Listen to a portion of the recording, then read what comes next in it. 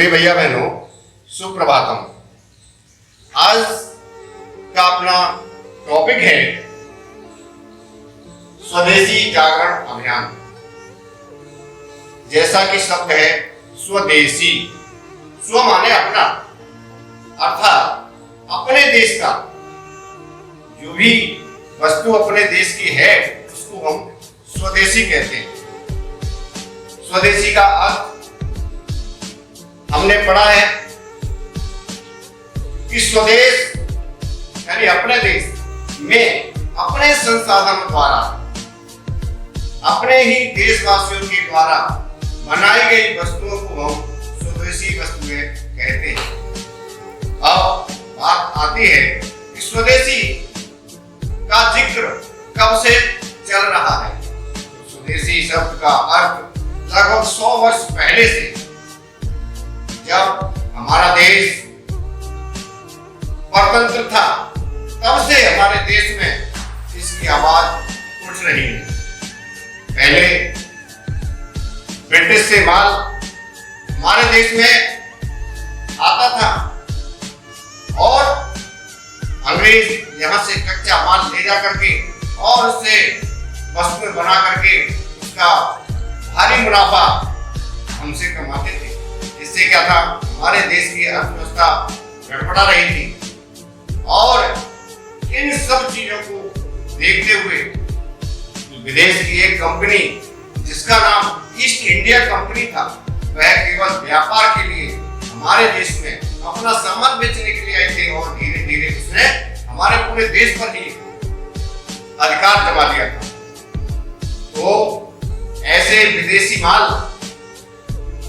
बाजार में जब आया तो उसका विरोध हमारे देश के कुछ महान क्रांतिकारियों ने किया था।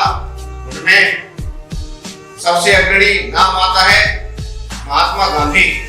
महात्मा गांधी जी ने नारा दिया था, विदेशी भगाओ स्वदेशी अपनाओ। तो गांधी जी जो कहते थे वो करते भी थे। एक बार जब वह लंदन में एक गोलमेज सम्मेलन में भाग लेने के लिए गए थे, तो उन्होंने अपना भारतीय वेश धोती और कुर्ता पहना था। जब लंदन में पहुंचे तो उनसे कहा गया कि आप वेश बदल लीजिए। गांधी जी ने कहा कि अगर आप मुझे इसी वेश को पहने हुए बोलने की अनुमति देंगे तो मैं इस सम्मेलन में भाग लूंगा, अन्यथा बिना बोले ही भारत वापस चला जाऊंगा। ऐसे महान लोगों ने इस को एक अभियान के तहत लेते हुए स्वदेशी आंदोलन को बहुत तेजी से चलाया। इसमें एक नाम अग्रणी आता है गोपाल कृष्ण गोखले, जिन्होंने स्वाधीनता संग्राम के समय स्वाधीनता संग्राम में हिस्सा लेते हुए अपना स्वदेशी आंदोलन को भी आगे बढ़ाया। तो बात आती है स्वदेशी अपनाओ देश बचाओ। पहले हमने सुना है कि रूस पर बहुत बड़ी सेना थी और वह इस सारी सेना का खर्चा हम लोगों को हथियार, दूसरे देशों को हथियार बेच करके कमाता था और उससे सेना का खर्च चलाता था। जब बाद में अमेरिका ने हमको रूस से हथियार मिलने लगे तो उसकी मार्केटिंग, उसकी बाजार में बिक्री कम हो गई और उसकी सेना के खर्चे के भी लाले पड़ गए। ऐसे ही आजकल नाम आता है कि हमारे बाजार में बहुत सस्ती सस्ती चीजें मिल रही हैं, लोग आराम से खरीद के ले आते हैं और पता लगा कि 2 या 3 महीने में ही वह वस्तुएं बेकार हो जाती हैं, खराब हो जाती हैं और न तो हम उनको रिपेयर करा पाते हैं और न ही कोई भी उपभोक्ता फॉर्म में जाकर के कंप्लेंट कर पाते हैं, क्योंकि वह अधिकतर चाइना की या अन्य देशों की बनी होती है, उनकी कोई भी वारंटी नहीं होती। वारंटी की बात छोड़िए, इससे जो पैसा विदेशी कंपनियों को जाता है उससे विदेशी लोग, विदेशी कंपनियां मजबूत होती हैं और हमारा देश का विकास रुक जाता है।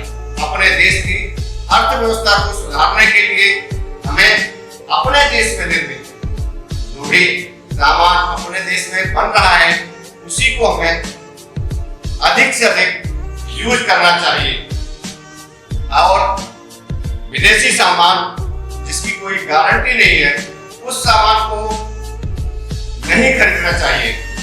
जैसे अभी हमारे प्रधानमंत्री मोदी जी यूएन में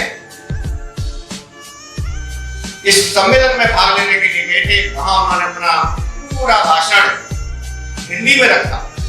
लोग अपने देश की भाषा को इतना ऊंचा स्थान दिलाने के लिए प्रयास कर रहे हैं, तो हम भी अपने देश की अर्थव्यवस्था को संभालने के लिए अपने देश में निर्मित अपने देशवासियों द्वारा बनाई गई वस्तुओं का जब हम प्रयोग करेंगे तो उससे पूरा जो पैसा है उसकी इनकम है वो हमारे देश की होगी और हमारे देश की अर्थव्यवस्था बहुत अच्छी होगी।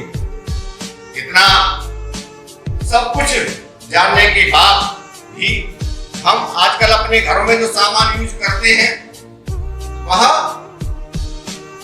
विदेशों से आया हुआ माल बहुत पसंद आता है। क्यों?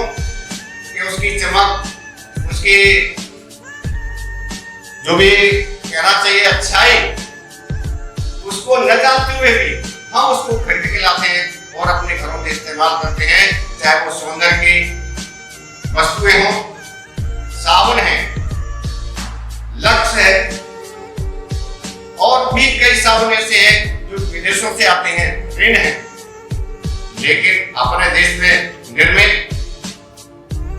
बहुत से साबुन ऐसे हैं जो कि बीमारियों से लड़ने तक में भी मदद करते हैं। जैसे नीम, पतंजलि के द्वारा बनाया गया मंजन टूथपेस्ट, दंत क्रांति, ऐसे ही अन्य पेय पदार्थ विदेशों से आया, स्प्राइट और विदेशी टूथपेस्ट, कोलगेट, पेप्सोडेंट, इनकी जगह पर हम अपने देश में निर्मित अगर अपने देश में बनाई गई चीजों का इस्तेमाल करते हैं तो हमारा देश निश्चित ही विश्व में पहले स्थान पर होगा।